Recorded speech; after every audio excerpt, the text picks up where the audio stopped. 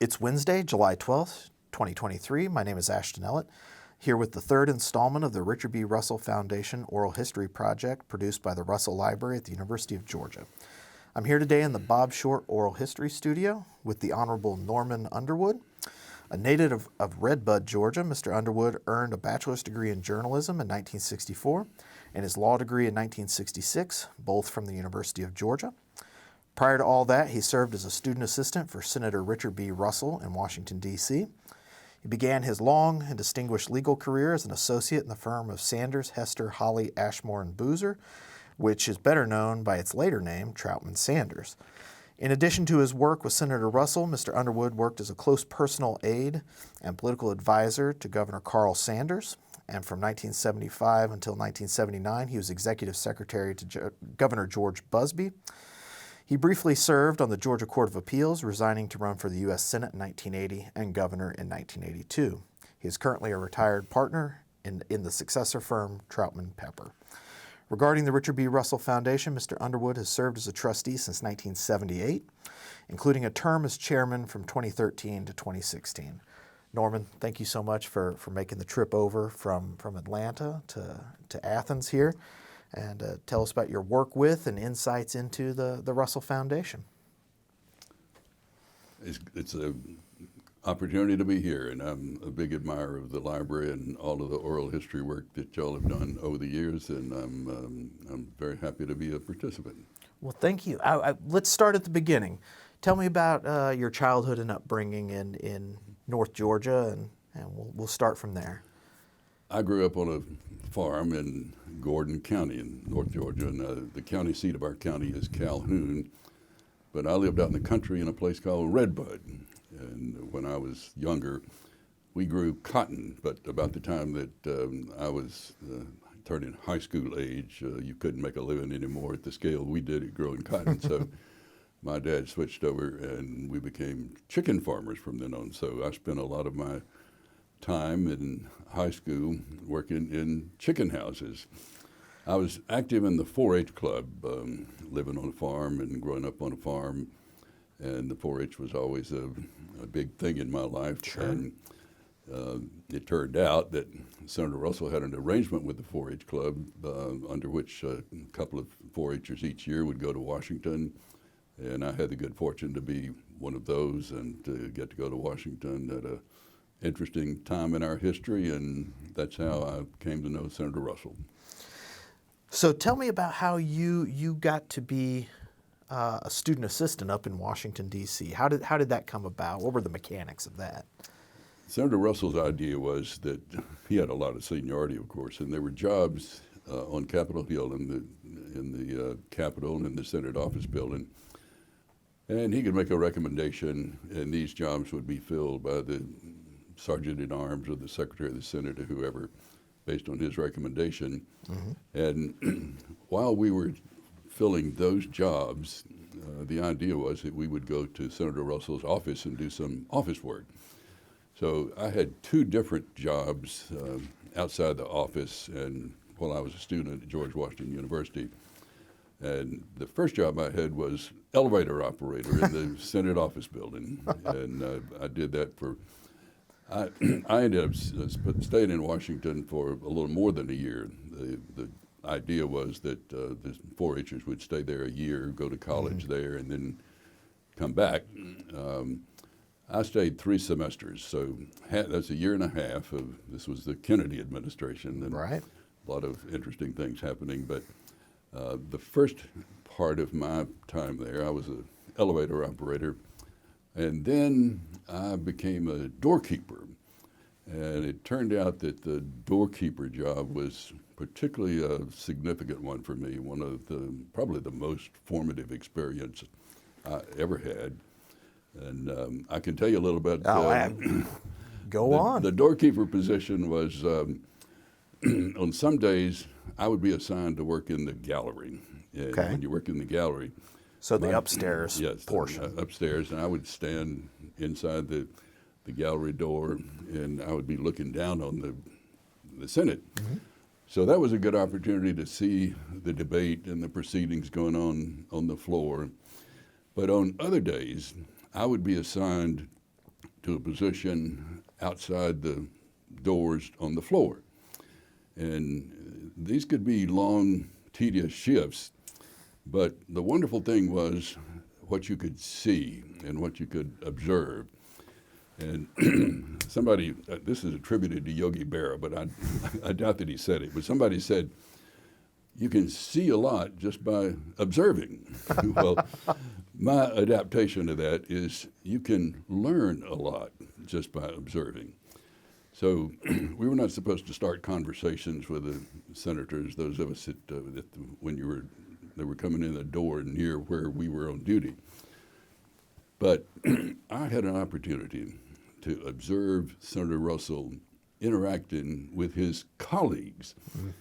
And to watch the deference and the respect, the regard, and I think affection that his colleagues had for Senator Russell was such an interesting and enlightening and rewarding experience.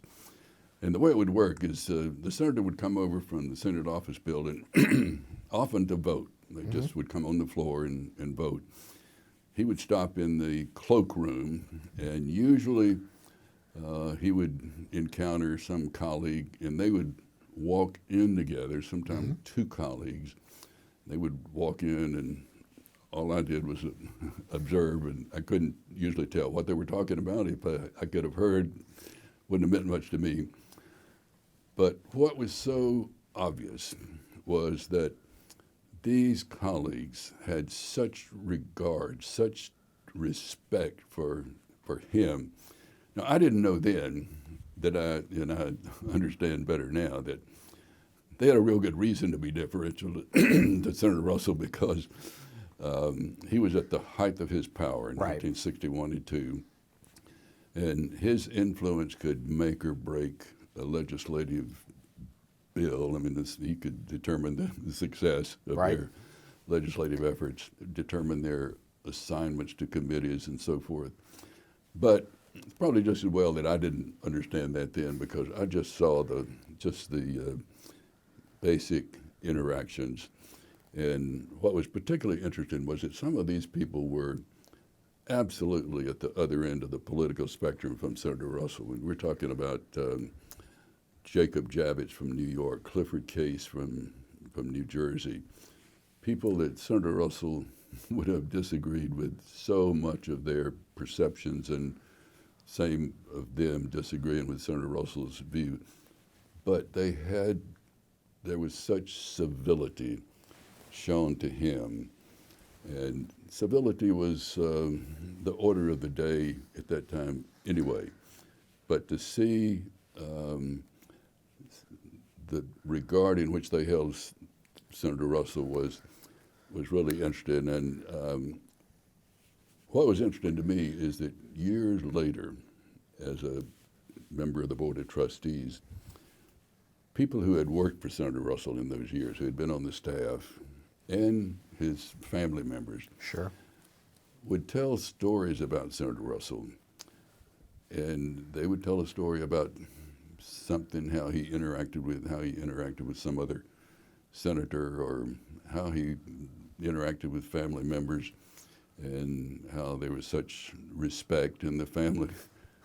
And it always clicked with me that,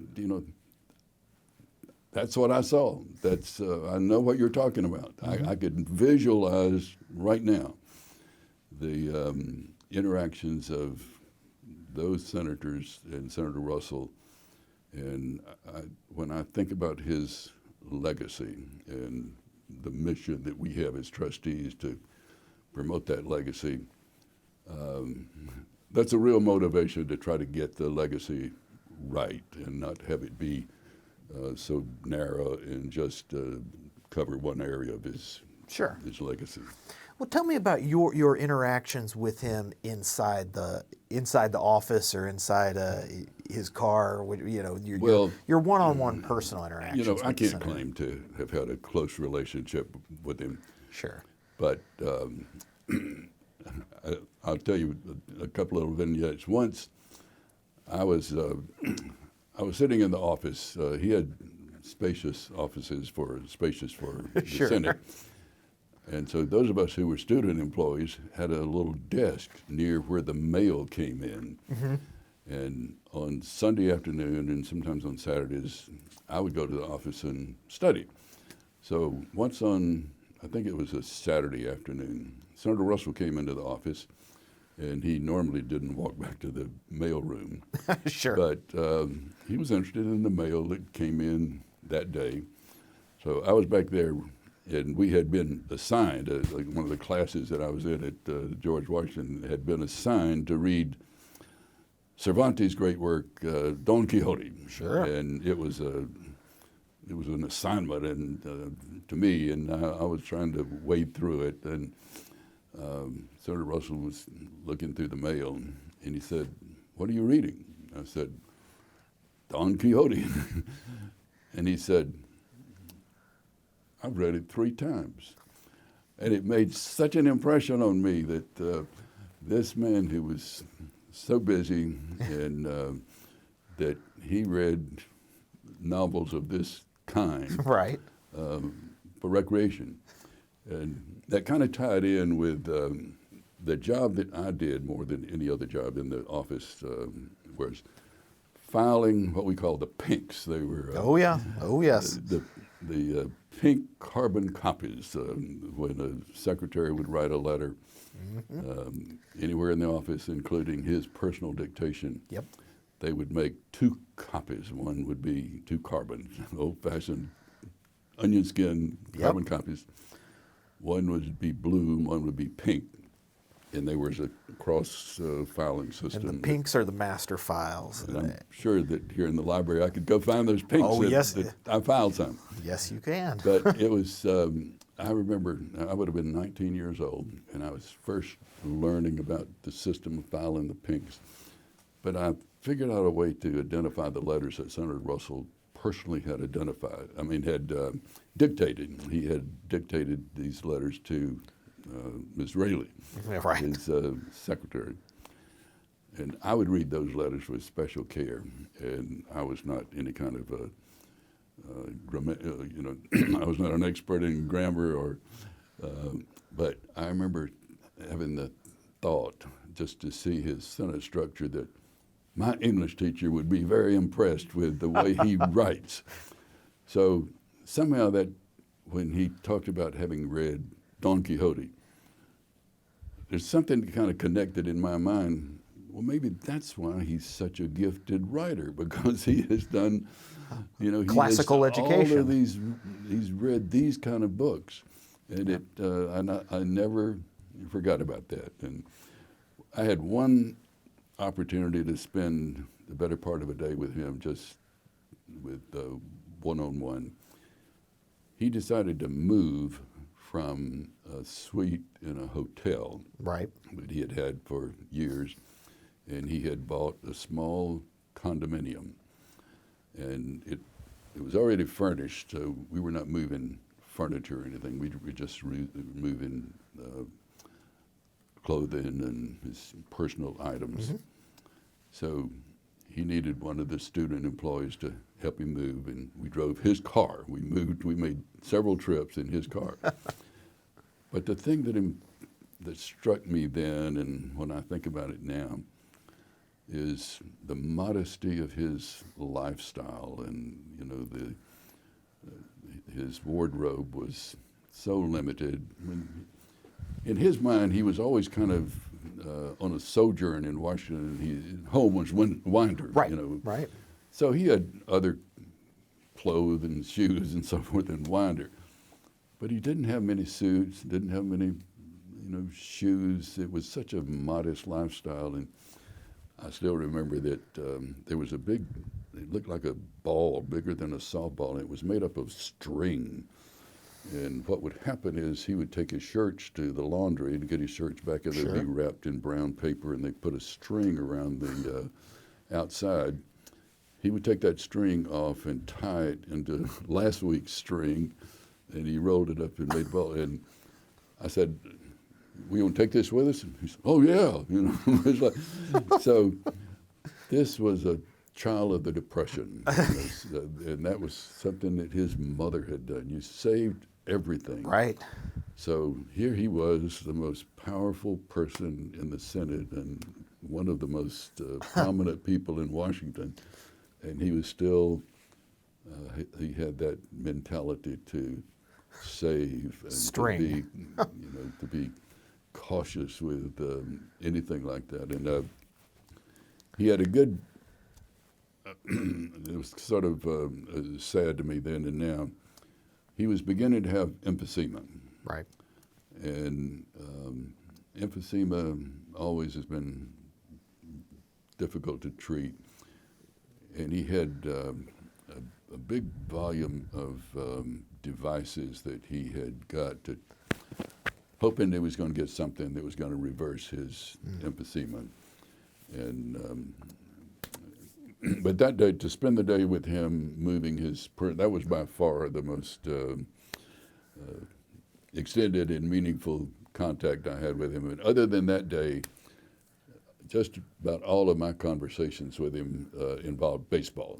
And I would, particularly when I was running the elevator, I would make a point to try to remember some statistics from the night before about, and the Senators, the Washington Senator baseball team in those years was not a very successful team, but I would have some little nugget to tell him that, what happened in the game the night before. And he was always interested. But it was pretty clear that he enjoyed talking with me about baseball, but if I tried to raise other things, that was not. So it was a great opportunity to observe him, but it would be an exaggeration to say that, as a student employee that I got to know him well or anything. Now, I think you told me a story one time many years ago, or somebody else told me the story secondhand, about the time Senator Russell thought you lost his car keys. Do you remember? Well, we had, yeah, I remember that we had a drama one night because Proctor Jones and I had, I guess one of us had moved the car up. This would have been 9 o'clock at night. Okay. And his car would have been in the garage, I guess. And so we had moved the car up, say at 6 o'clock, and parked it right outside the building. And one of us, either Proctor or me, and it's probably me, and so he went out to get in his car, and he couldn't find his car keys. And so we were scurrying around, and that was a major item, was to find the car keys. And we found them in the secret pocket of his overcoat, I think, or his coat. Anyway, they were in his coat pocket, and much to my relief. Yes, I'm sure. So did your work with Senator Russell, or how about this, your time with Senator Russell, was that helpful later on when you were starting to work with Governor Sanders and then Governor Busby? Well, first of all, it's changed the trajectory of my life because I had been, the way I got to go to college was that I had a scholarship from the Homelight Chainsaw Company to study forestry. Okay. So that was a product of the 4-H Club, and Sure. they have a competitive program in the forestry project that I'd been fortunate to win, and so what I got for that was a partial scholarship to study forestry. So when the 4-H Club recommended me to go to Washington to participate in Senator Russell's program, I was a forestry major, and I had 1 year. You don't have much of a curriculum in forestry the first year. Sure. You're taking basic courses. So meeting lawyers and journalists in Washington as a part of that changed the whole direction of my life. But to answer your question, the experience of standing inside the Senate door up in the gallery and watching the senators of that era debate and the way they debated and their style, and that would have been helpful in any kind of work, but the work that I ended up doing mostly appellate litigation and regulatory work, the more you had had an opportunity to observe successful dialogue was very helpful. Right. And Governor Sanders, I was the first lawyer that he hired when he decided to have a firm in Atlanta rather than when he finished being governor. Mm-hmm. So he didn't have a speech writer. So I was working, and he didn't know he was going to get so much business. So we were extremely busy. We had 3 lawyers, just Governor Sanders and 1 additional lawyer. And I was very busy, but I'd been there only about a month, and he said, "I've got to make a speech to the Bar Association. Have you ever written a speech?" I said, "No, I know nothing about writing speeches." He said, "Well, do you think you'd like to try your hand at it?" So I said, "All right." So just by imitation, I wrote a speech that sounded like a speech that he might make. And I ended up having had some brush with politics and Mm-hmm. observed politics, gave me a insight into what a political speech sounds like, because I had heard a lot of them. Right.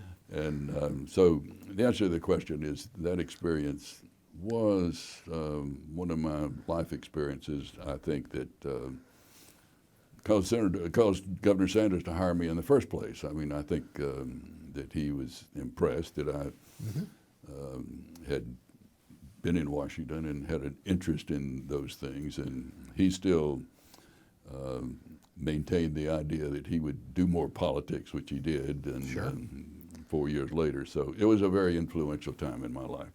So you mentioned 4 years later, this is 1970, Carl Sanders ought to be governor again. Yeah. You were involved in that 70 campaign, correct? I was, and I was 28 years old or whatever, and it was a very enlightening and somewhat disillusioning experience just to confront the realities of politics. But I ended up being the primary speechwriter in that campaign, and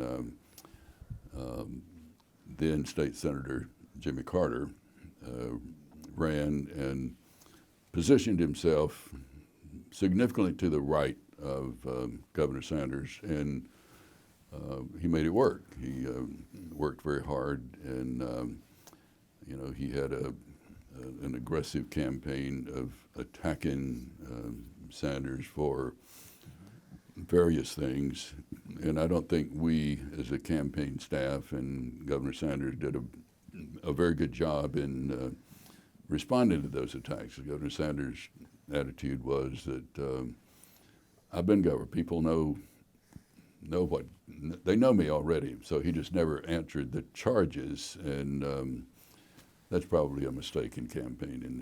And we made lots of mistakes, and of course, Jimmy Carter turned out to be a very gifted politician, and from that campaign, became the top politician in the country. He went on to bigger things. He went on to bigger things.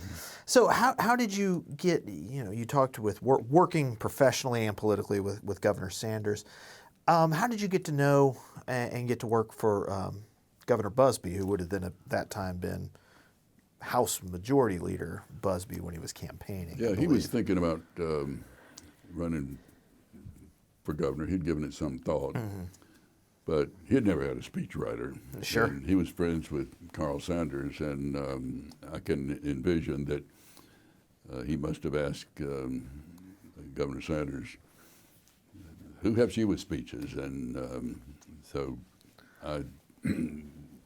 George Busby called me up one afternoon, and his specific situation was that he was thinking about running for governor, but the speaker had died unexpectedly. That's right. It was George L. Smith.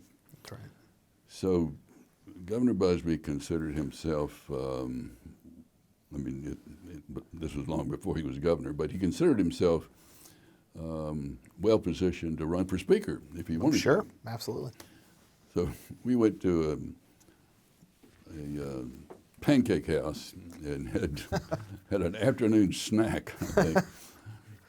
And he was sort of presenting the case to run for governor and presenting the case to run for speaker. And we talked about it. And he always, he liked one little metaphor that I said.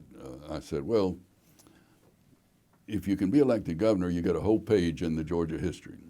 If you're speaker, you won't get a whole page. And, you know, a day or so later, he decided to not run for speaker, and I got in bad trouble when the campaign started because the very first brochure that we wrote in the George Busby campaign, I put a line in that said, George Busby could have been elected speaker. And the brochure went out to all of the people in the legislature, and along with Dot Wood, who was the advertising lady who had worked on the brochure, we were proud of the brochure and thought that this was going to be a good thing. And Busby called me and said, Tom Murphy is mad at everything. So, and I don't think Murphy ever quite got over this because I think Busby told him the staff did that. Well, there was no staff except me, so this there was no secret about who had put that line in, and Murphy talked to me about that. Forever. He's the one that said he could have, that Busby could have been speaker. Well, you should have told him that you were the one that talked him into running for governor. So, the moral of the story is that Norman Underwood is responsible for Governor Busby and Speaker Tom Murphy. Is that's how I understand it. So you're on. How did you go from speechwriter to what they would have called executive secretary at the time, what we now know as chief of staff on the governor's staff? I'd in a campaign, a speechwriter role, if you're close to the candidate, the speechwriter role gets to be a strategy role, and then the strategy role gets to be decisions that you make about how much money you can spend on television and all of those kind of things. So I ended up getting into all of that with Busby and the campaign. And then when he got elected, he said, I would like for you to come and be the executive secretary. And I would like for you to write my inaugural speech. And then we're going to have a press office, and so we'll have other people to write speeches. But if you could come and do this job and write me an inauguration speech, and you'll be out of the speech writing business. Well, it didn't turn out that way because after that, we had a good speech writing staff with Dwayne Reiner was our press secretary, but far more often than I would have liked, Governor Busby would say, this is a problem. I've got to do this state of the state speech, and I've got to explain this, and it's tricky, and could you find some time to work on this? So I never quite got out of the speech writing business, but that's how I got into the executive secretary's position, was because in George Busby's campaign, my role as the speechwriter had become sort of the strategy role, and that's what he felt like he needed in that office. Well, we won't talk too much about the office politics of the Busby administration or anything like that, because in 1978 is when you were appointed to the Russell Foundation. When was the first time you became aware or familiar with the Russell Foundation, or that there even was a Richard B. Russell Foundation? I can't remember a specific answer to that, but my friend from college, one of my closest friends, was Charles Campbell, and Charles had a distinguished tenure with Senator Russell as his top assistant, and even though he was very, very young. Very. And when when Senator Russell picked Charles to be his top assistant, I mean, what a insight that was into Senator Russell's ability to identify talent, because Charles was a student. Now, he was a law student, and he was maybe 25 years old. But here is the senior United States senator is picking 25-year-old Charles Campbell to be his top assistant. So after the senator died in those years when the foundation would have been being formed, Charles would have been involved in that, and we must have talked about that. But I do have some recollections of the first couple of meetings I went to as a trustee, and my recollection is mostly of being starstruck with the other trustees, because there were some really well-known, distinguished citizens who were trustees of the Russell Foundation. And at one of my first or second meetings, I met a trustee named Don Ellett Heald. And when I had been about 14 years old, we got a TV for the first time. And I remember watching the television news, and on WSB News, their primary newscaster was Don Ellett. That was his broadcast name. So the television was new, and to be able to watch the news, that's an indelible experience that you always remember. And here, these many years later, I'm meeting Don Ellett Heald, who's the same person. And he was, by this time, an owner and a senior executive in the television business. But that was a big thrill for me to meet Don Ellett, and he was such a nice man. Another person that I had known only by reputation, but knew a lot about him. He's the head of the Atlanta newspapers, named Jack Tarver.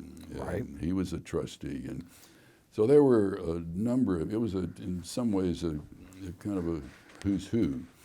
And in addition to that, the early trustees included Earl Leonard, and I'm sure Bill Jordan, and Bill Bates, and Charles.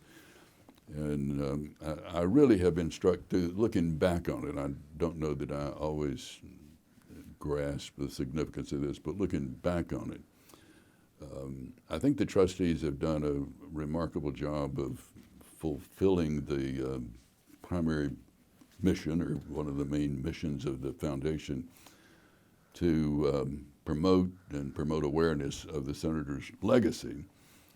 And I think an absolute key to that has been that the Board of Trustees has always been made up of about half of the people on the board were people who had been, who had an engagement with Senator Russell at some point. Sure. Staff, family members, but they had known and worked with and engaged with Senator Russell in a very meaningful way at some point.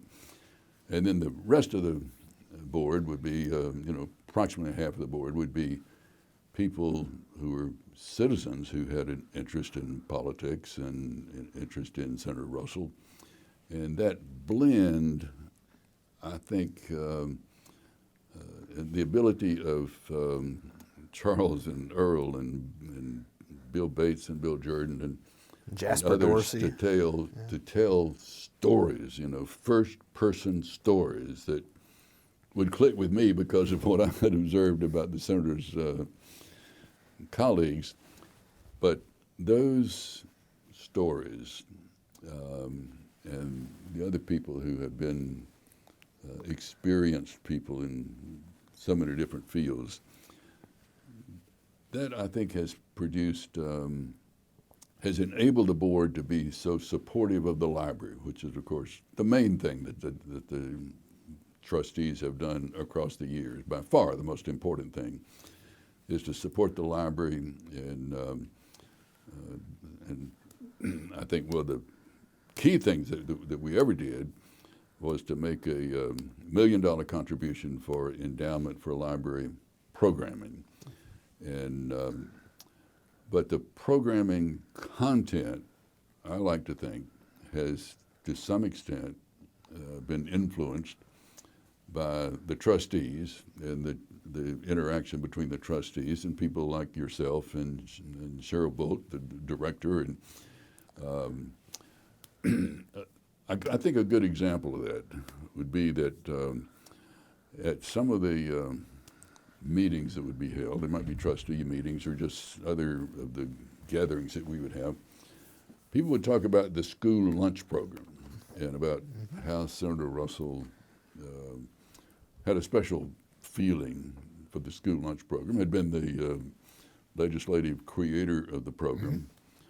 And I'm sure there was talk about his interest in baseball. And so when the library got going, the programming included several events that focused on the school lunch program and exhibits focused on the school lunch program.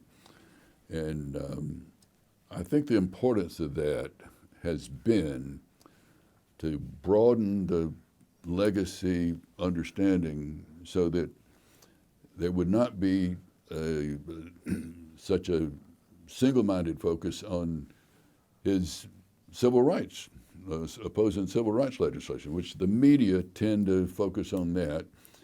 And the legacy that I think is taken hold and has taken hold across the years is much broader than that.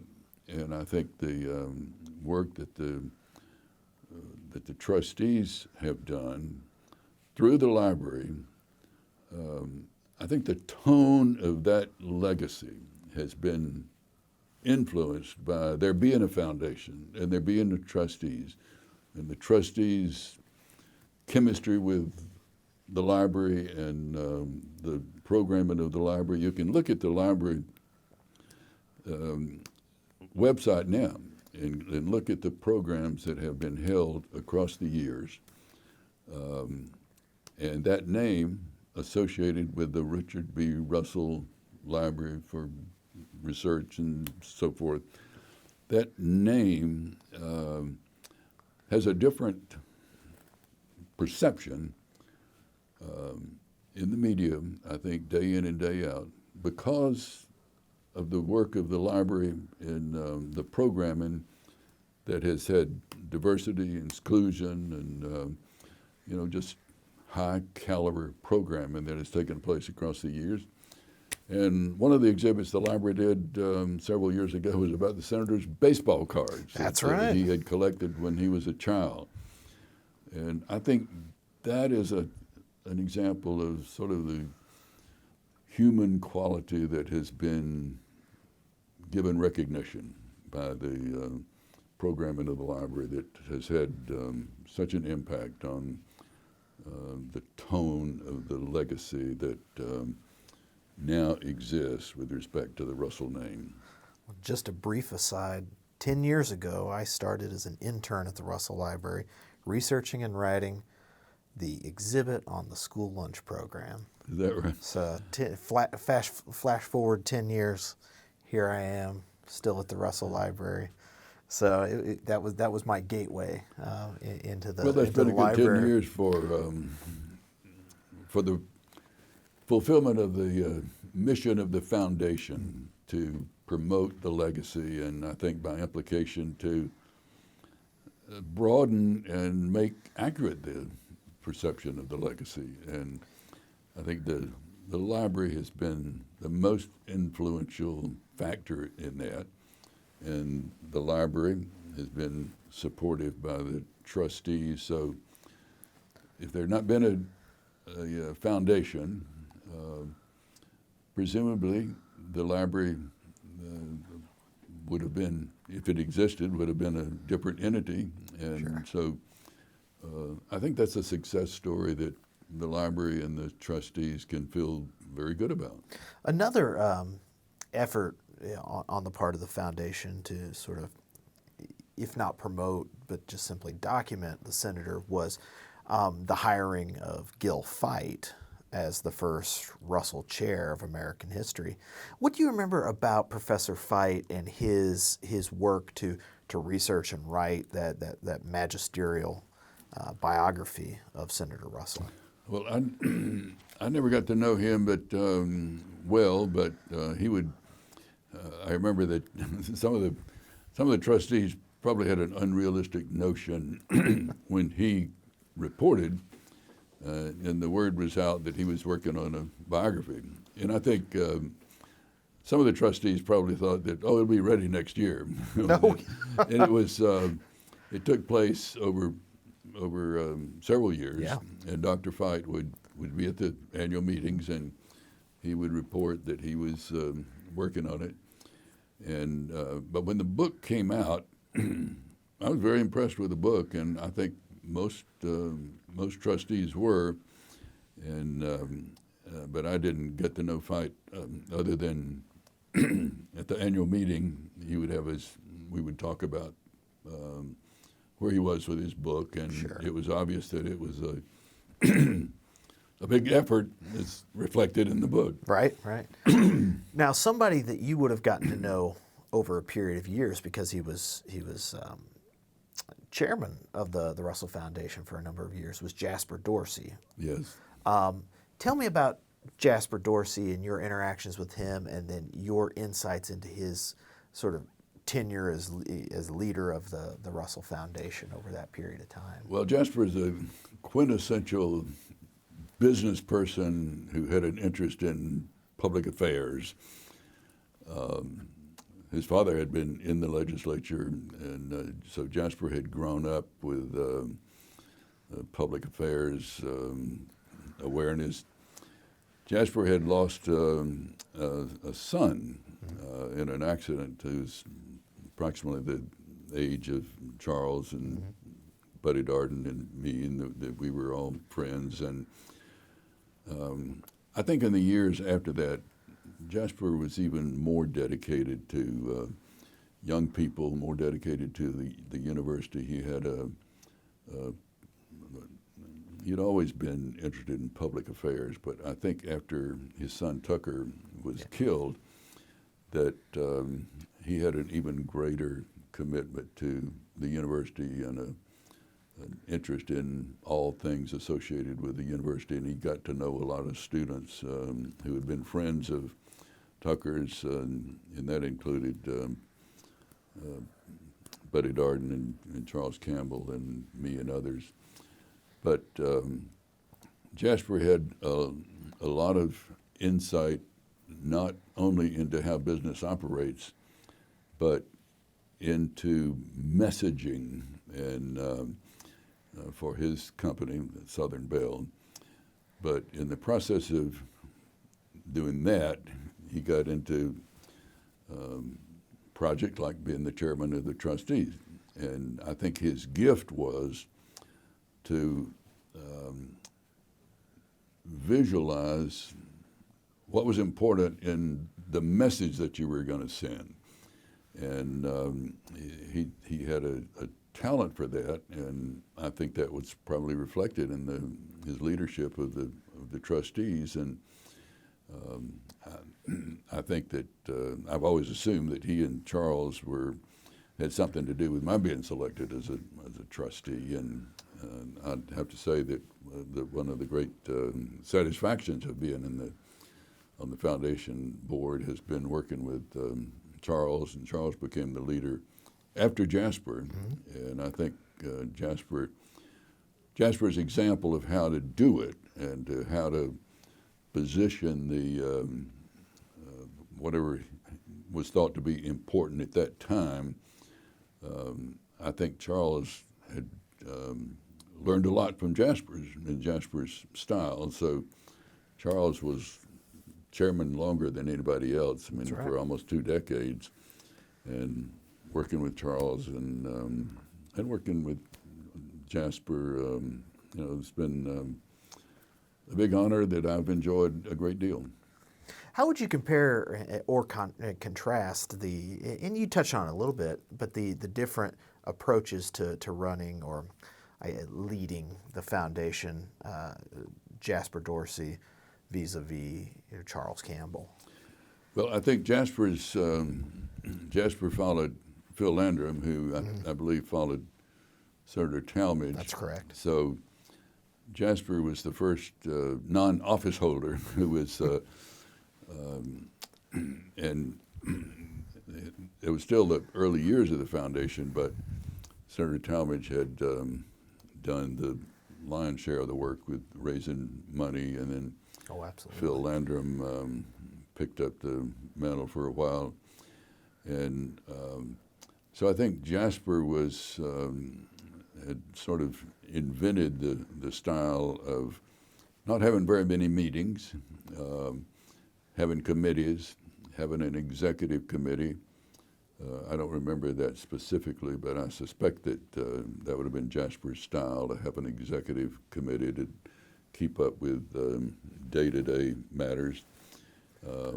But fairly frequent reports so that everybody had an idea of what's going on without going to a lot of meetings. I think that was a Jasper thing. Was we don't need to have meetings every quarter.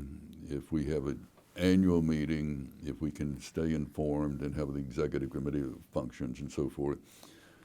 And I think Charles picked up on that. And over the years, as the foundation was setting priorities, this was exactly what we were going to spend our money for. It was not predetermined, so I think Charles spent a good bit of time talking with people at the university about what their needs were, and that. Fortunately, Charles had some colleagues across the years who were members of the Board of Regents. Mm-hmm.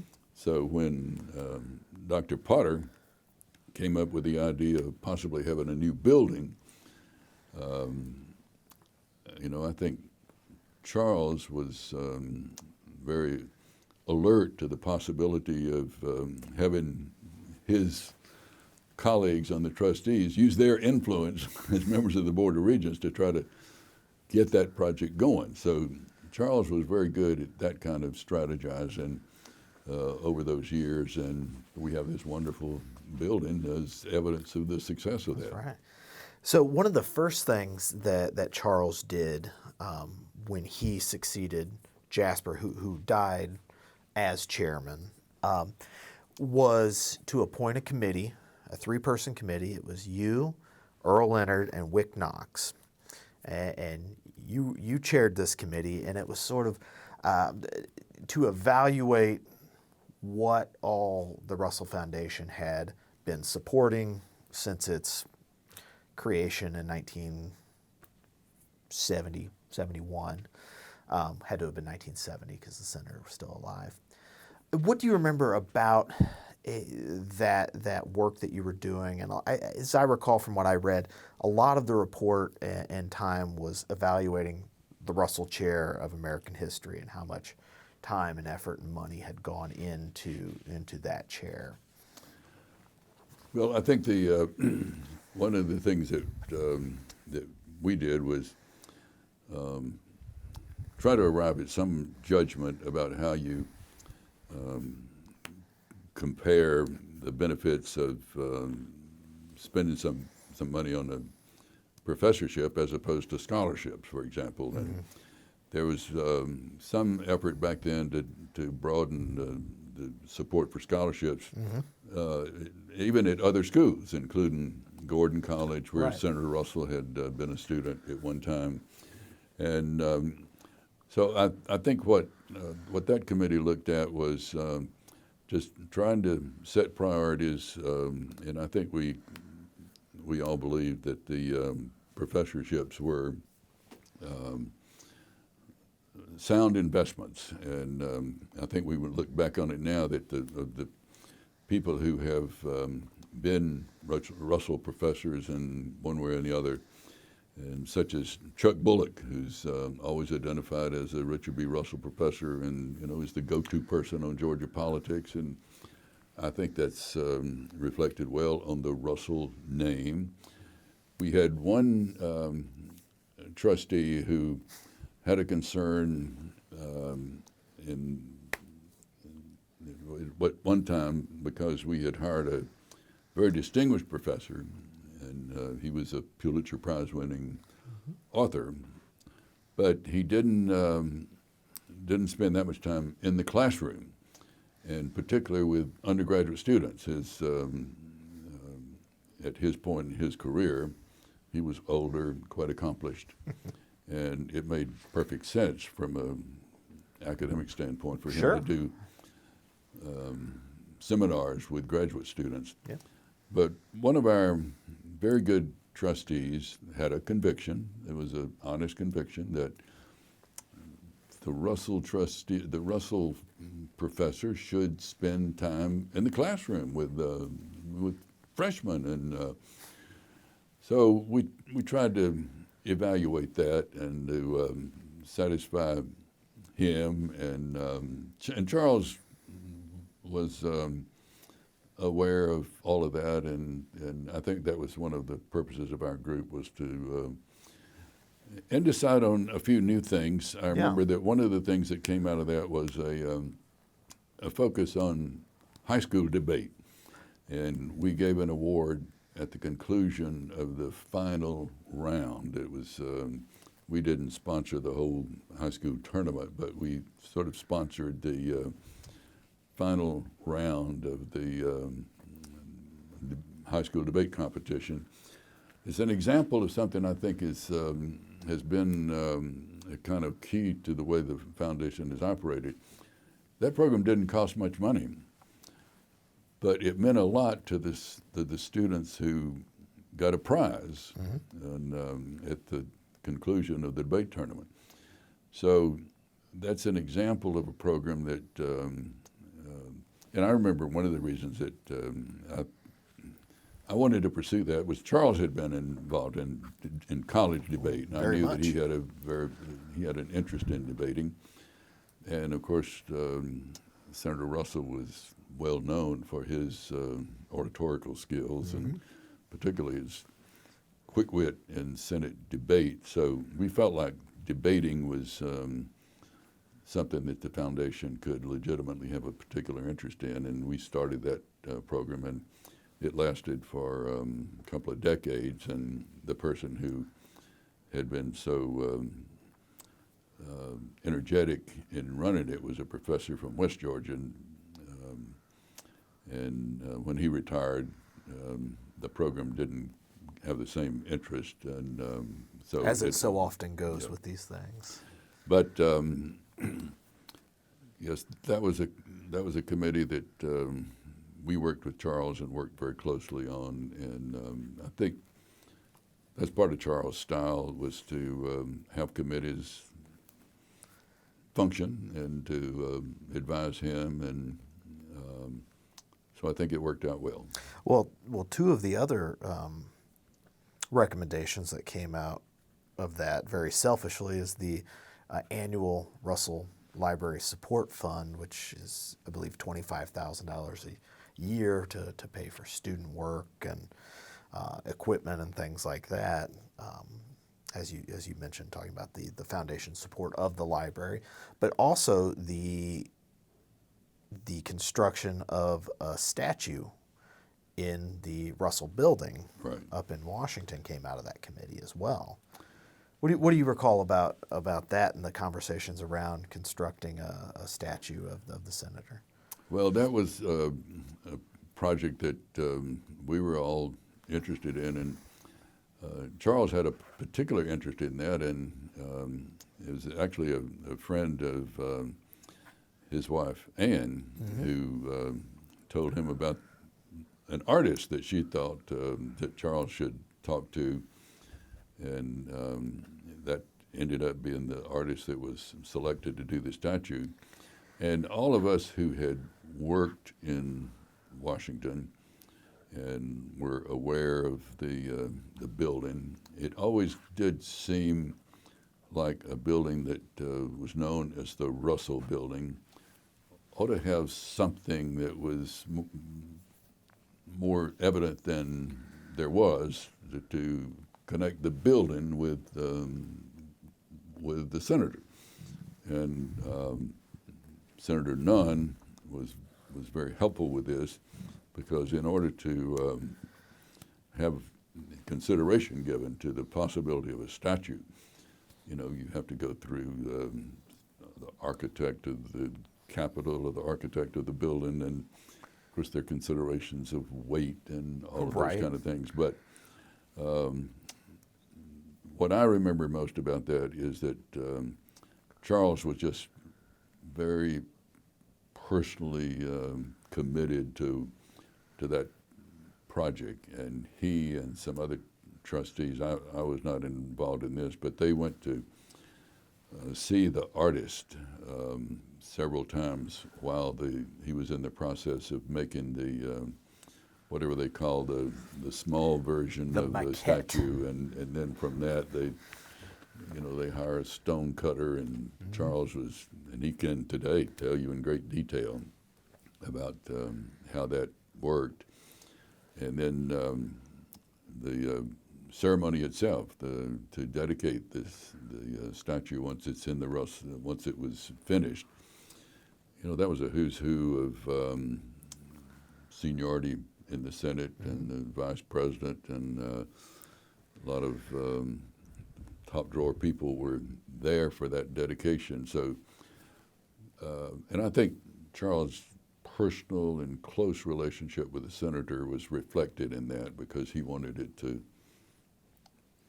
be a good statue, but to look right and to reflect what he remembered about Senator Russell. And it is today a very impressive statue. And when I go to Washington, I frequently make up an excuse to go by just to see it, and see it in the atrium of the rotunda, I guess they call it, of the Senate office building. And I think it seems to make a lot of sense to have that with the Russell name. Well, one of these days we'll have to get our friend Buddy Darden on camera telling the story about the time he thought the statue was missing, but he was just on the wrong floor. That's right. It's there's more than one rotunda, and I can see how that could happen to somebody whose primary interest was always on the House side, and then That's the right. Rayburn office building, and not the Russell office building. That's right. Buddy, if you're watching this, we mean it in only the best way. Around this time was also the creation of sort of one of the most high-profile teaching awards at the University of Georgia is named in honor of Senator Russell, and this is for excellence in undergraduate teaching. What do you remember about the creation of those teaching awards, and what do you think about what that award has come to mean to the faculty here at the university? I wish I could claim to have an understanding of whose idea it was at first, and I really don't. But every time that it came up, I mean, everybody was positive about it. There was no selling required to that idea, because the idea that the Russell family they had sent so many family members to the University of Georgia, and I think Senator Russell's life and interests would have been consistent with quality teaching. So it didn't have to be sold. Whoever had the first idea, once it was on the table, there was immediate interest in doing it.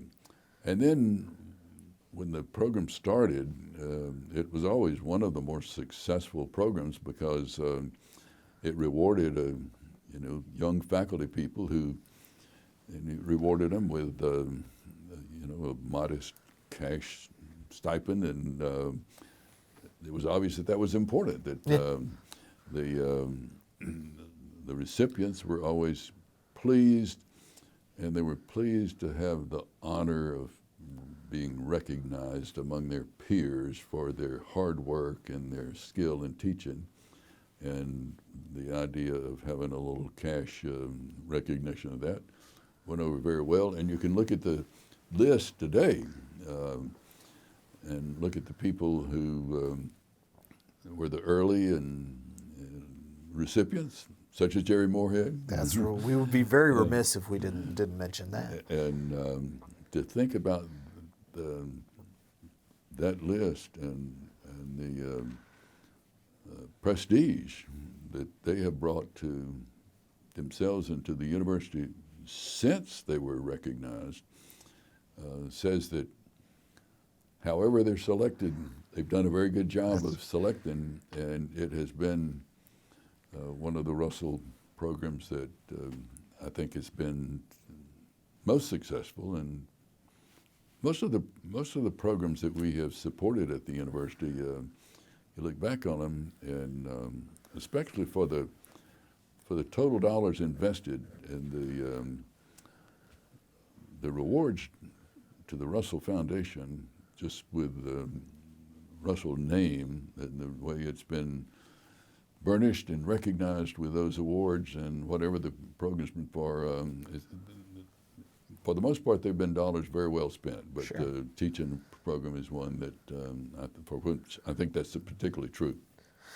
You mentioned earlier the new building and Dr. Potter, William Gray Potter, who was university librarian for so many years here at the university, approaching the foundation about possibly supporting it. A lot of folks who outside of this building, outside of the foundation, don't realize that about 1/3 of the total cost of this building had to be raised privately, with the other 2/3 being covered by the state. And the Russell Foundation played a significant role in fundraising for the construction of this building.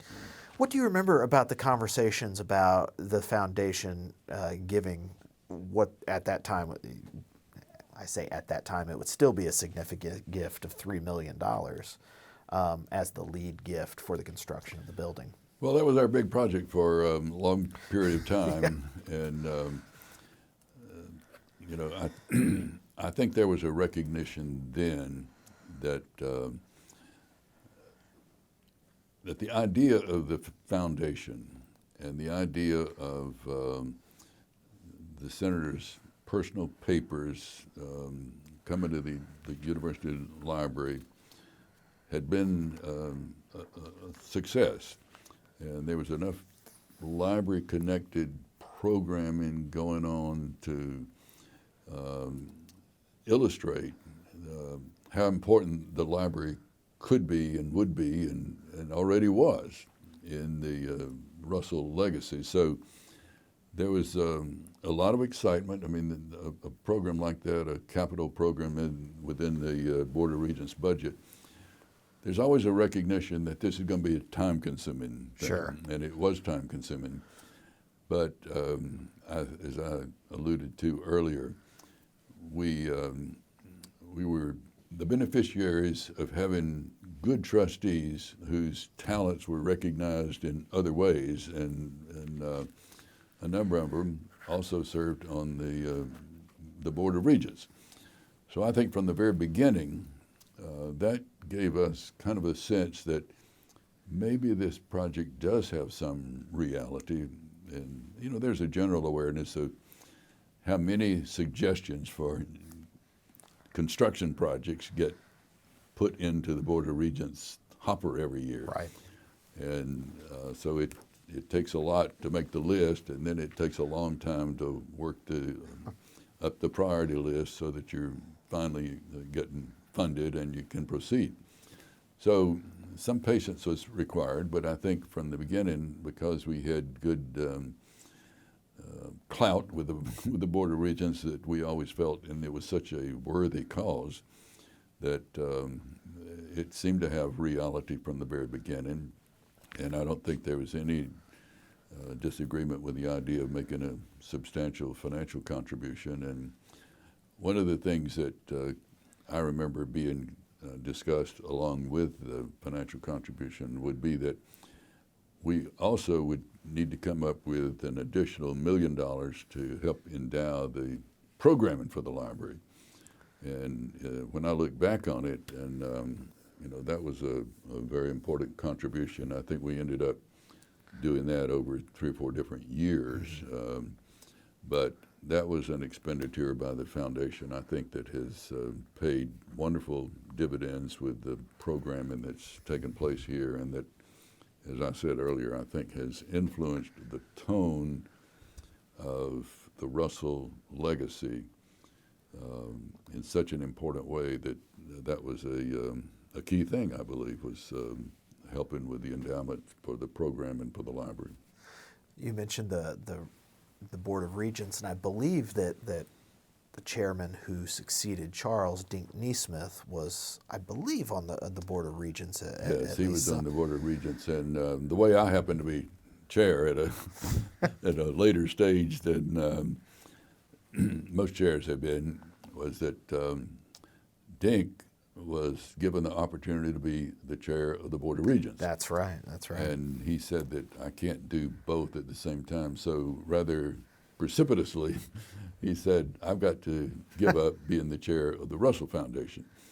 So the executive committee had to find somebody very quickly. And you were a vice chair at the time, I believe. I'd been a vice chair for some time, and I think one of my qualifications was that I had good secretarial assistance, so I could get some help and send out all of the notices, and it did turn out to be a challenging job at first, for the reason that we had just been through a kind of a reclassification That's of our right. status as a foundation under the Internal Revenue amended regulations that had taken That's place, right. and all foundations were confronted with deciding what kind of foundation you want to be.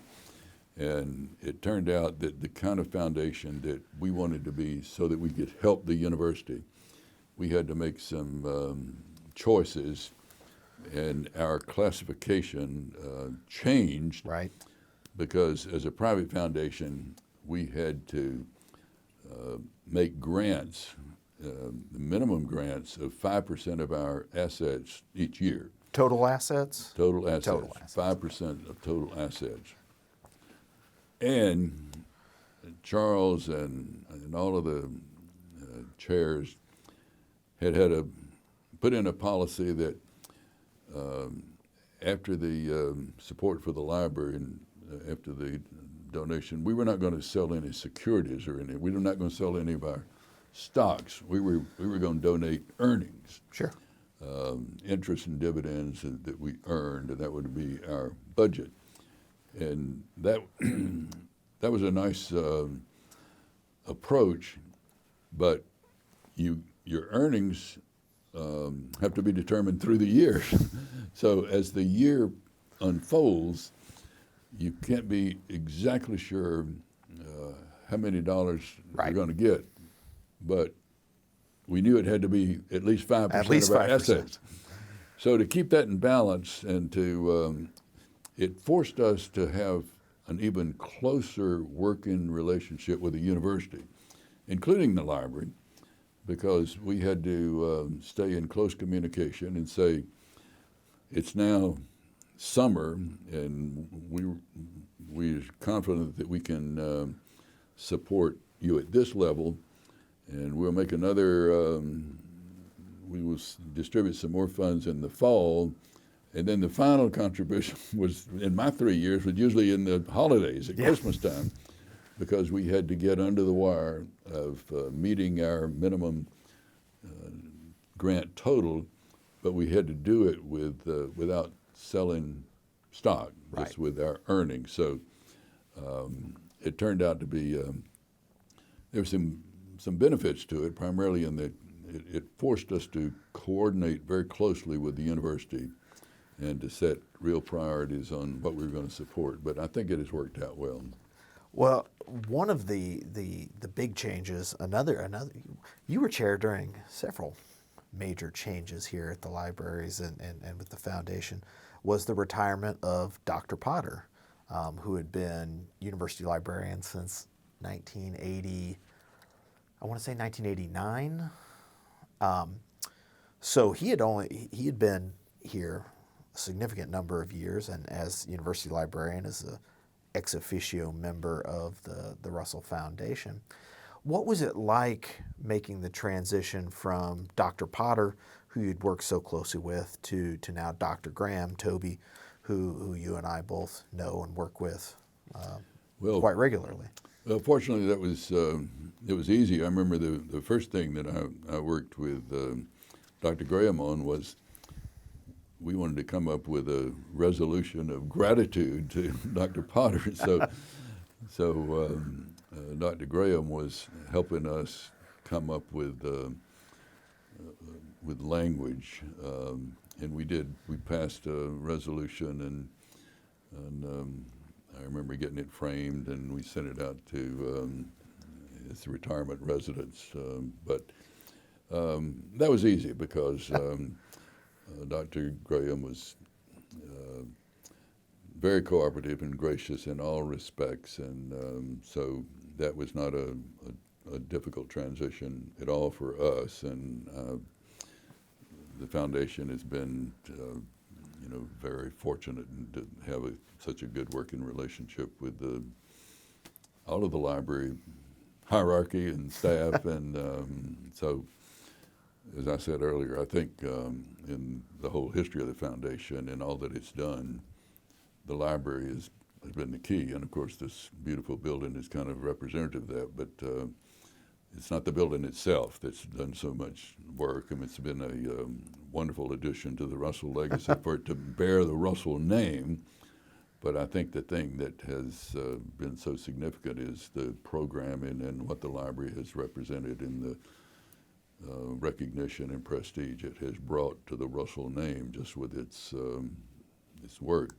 One of my favorite examples of that has been the reference to, it's been the work of Robert Caro's book called Master of the Senate. That's right. And in that book, there is a chapter that's maybe 100 pages long. It's called The Russells of Georgia.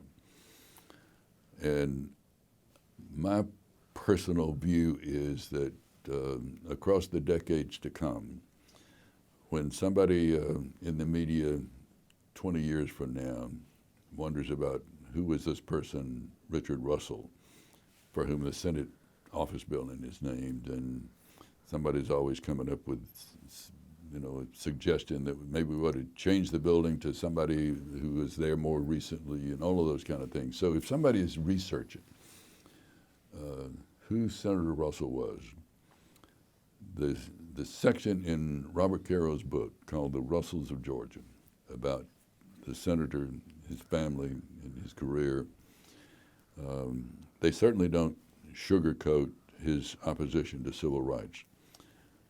But that book presents Senator Russell in such a proper context.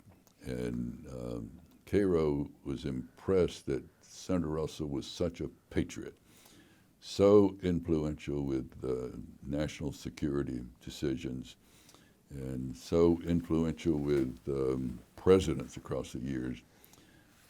And Caro is such a brilliant, good writer. The way he tells the story of the Russells of Georgia, I think will be a very influential factor in the way Russell is interpreted years from now. And one of the reasons that Caro got it right and so thoroughly was that his wife came to the library here, this very building, and spent a lot of time going through the Russell papers. So if there had not been an original effort to have a place to keep the Russell papers, Caro would have written his book. He would have gotten information from other sources, but my view is that it would have not had the depth and the nuances without the research that his wife did here at the Russell Library. And so I always point to that as an example of the payoff of the library and the good work that's been done here, because I suspect, maybe it's just because I've enjoyed the Cairo book so much, but I suspect that treatment of Russell in the book about Lyndon Johnson, called The Master of the Senate, will have a lot to do with the long-term image, perception, and legacy of Richard Russell. Now, one person who was very helpful to Mrs. Caro, and then obviously vicariously through Robert Caro, was our director, Cheryl Vogt, who I believe, I think I got this right, became acting director in 1978, which would have been your first year on the foundation. So Cheryl's been, we talked about Dr. Potter moving on. Cheryl's been a constant presence at the Russell the Library. story of the library is is Cheryl's story. I mean, when you get right down to it, Absolutely. Cheryl has been in the library, and what a accomplished career she's had, and Robert Caro in the book acknowledges that, and acknowledges that his wife Ina, we know independently that they became friends, and so that is further evidence of the point that I'm making, is that the availability and accessibility, and particularly the accessibility. I mean, the reason Ina Caro spent so much time here is because it was a nice experience, and the records were accessible, and she enjoyed being here and got to know Cheryl, and that is acknowledged by Caro in this book, and it just serves to me as a nice little handle on a verbal handle on the influence of the library, because it's that one thing that I'm convinced would have been different had Right.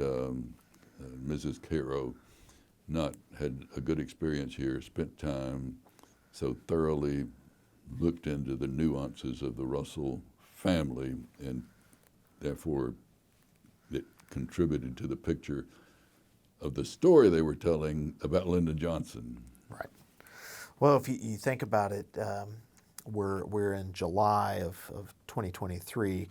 June of next year will be the 50th anniversary of the Russell Library, and July will be Cheryl's 50th anniversary at the Russell Library. So there's only 1 month that the Russell Library didn't have Cheryl here in the library. So what a distinguished record that Right. is, and she deserves all the recognition that she gets That's right. that occasion, because she has been the not just the glue, but the leadership of the library across its whole existence. Right.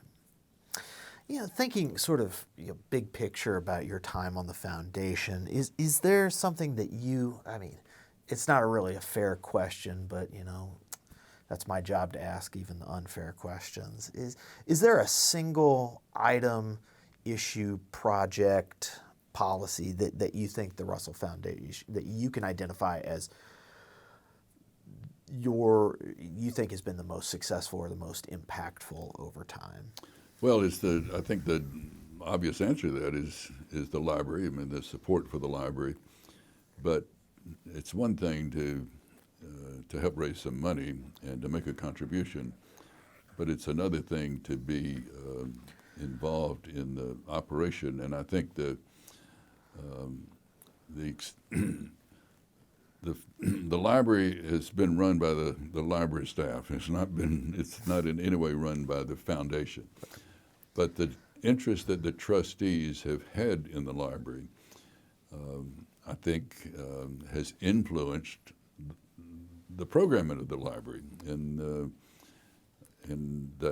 I think the makeup of the trustees, and the fact that there's been this blend of people who knew Senator Russell personally, and people who were distinguished citizens. I think that blend has, by interactions, has been a factor in the way that the library has operated. And I think Cheryl has recognized from the beginning that this is a resource, the foundation, so let's use it. And she's consulted with the foundation trustees, and so I think the answer to that question is overwhelmingly the library has been the thing that has been most influential. Now the challenge that the trustees will have going forward is that that blend is of course changing. Right. Because with the passage of time, we're down to the student employees like me and Betty Darden. We're also have gotten old, so it will not be long till there won't be any trustees who had that kind of relationship with Senator Russell. But there are family members who are on the foundation, and there will be people who, at least indirectly, Sure. through their parents and so forth, had a lot of in-depth understanding of Senator Russell. But I think that will be an obvious challenge going forward, and a challenge for the library, because the library has, I think, benefited from the interactions with the trustees, and including the stories, personal stories about Senator Russell. And when all those people that were the tellers of the personal stories are gone, then the library staff will need to get its inspiration and guidance from other things, and so each generation has its own challenges, but that will be a challenge for the generations to come of the functioning of the trustees. Has there been anything that you wish the foundation had been able to implement, or a project that had been discussed but for one reason or another never came to fruition? No, I think a thing that the foundation was active in that was very successful was the symposium over the years.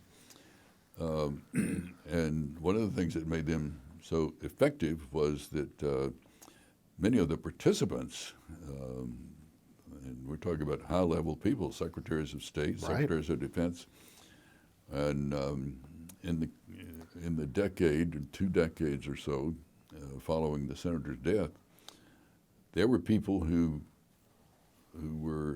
had been cabinet members, former cabinet members, who were participating in those seminars, in those symposia. Right. And they were able to talk about, the senator told me this, and they had personal stories about the senator. Well, those, and Senator Nunn was always particularly generous with his time and energy Sure. in arranging to get those people, because Senator Nunn was always very effective in asking the Secretary of Defense, can you go do this, or the former Secretary of Defense. And so those programs had high profile, very effective participation. Right. But, that's a function of the passage of years, and it's not that anybody dropped the ball and stopped having those. It's just that's the passage of time. So I think that the challenge would be to think through what replaces that. What kind of thing. And one of the things that I've thought about when I think about the Russell family and Senator Russell's personal legacy, and there's no shortage today of people who want to run for office and participate in politics. But there may be a shortage of people that were kind of like Senator Russell, that come out of a family like his family, who look at politics today and just say, I don't know that it's worth it. The price is so great, the tone is so stark and harsh, and so I have thought about, is there a way for the foundation over time to have as a part of its programming,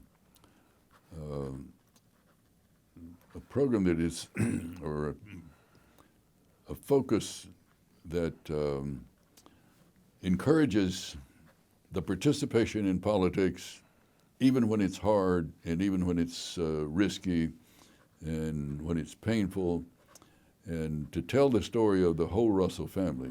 Richard Russell never lost a campaign, but his father ran for office a lot. Sometimes they won and sometimes he didn't. But the family always supported whatever was going on. And it has crossed my mind that it's such a wonderful story to tell. Is there a way to tell that story in a way that would remind some young person sitting in the audience that, okay, I'll go do this, because the Russell family is an example of a family that contributed so much to the state over the years. And so the trustees will need to find things over the years to replace those programs that were easy in the years following the senator's death. Right. And as we get further away from that, obviously there's going to need to be some creative thought into coming up with programs that can attract attention and make a practical contribution to the state year in and year out. We've touched on this sort of tangentially, but you know, the further we get away from Senator Russell's passing in January of '71, and as you said, as fewer and fewer trustees and just fewer and fewer Georgians or Americans who were alive when Senator Russell overlapped with Senator Russell as contemporaries are around, are you concerned that the Russell name, Richard B. Russell, and the perception of him would become a more of a detriment to the mission of the foundation or the mission of the library than a positive good that you have just discussed? I'm not concerned about it being a detriment. I'm concerned about some ill-informed person or group saying, I think all of these political people from the South that took positions that don't look now as broad-minded as they might have looked. I think pox on all their houses and their names should be removed, and I worry about that. I worry about somebody coming up with a reason to take the name off of a building. But I'm comforted by the fact that it's not been done, and that among the leadership of the university, I think there's a good understanding of who Russell was and an understanding of his complete legacy. And I think that's the key to combating this uninformed, some would say danger of the things that happen in the faculty lounge of some schools, with proposals that we just take all these Southern politicians' names off of things. And the key to combating that, I think, is to understand what the facts are. So I think anyone would be concerned about the possibility of people not knowing any better and making those kind of suggestions. But I think the things like the Cairo treatment of the Russell family and the program that's been done here, the school lunch program, and those kind of things has broadened an understanding of the senator's legacy. And I'm hopeful, along with all the trustees, that that will be enough to withstand some ill-advised proposal. Well, just to wrap up, is there anything else you'd like to record for posterity about your time with Senator Russell or your time on the Russell Foundation? No, I think we've covered it. It's been a big honor to me to be on the board of trustees of the foundation, and I think the leadership of the foundation deserves an awful lot of credit for. We're now all of these decades since the senator's death, and I think there's a pretty good understanding of his legacy, and it's got a good tone to it, and so I'm very honored to have been a participant in the Board of Trustees across these years in which that work was done. Well, Norman, Judge Underwood, thank you so much for spending the afternoon with me and sharing your thoughts, but also thank you for everything you've done for the Russell Foundation and especially the Russell Library here at the University of Georgia. Thank you for all that you've done for the programming of the library in recent years, and hope that we can continue for that your generation will carry forward what those of us in our generation have thought was very important, and we appreciate what you're doing. Well, thank you very much, sir. Really do appreciate it.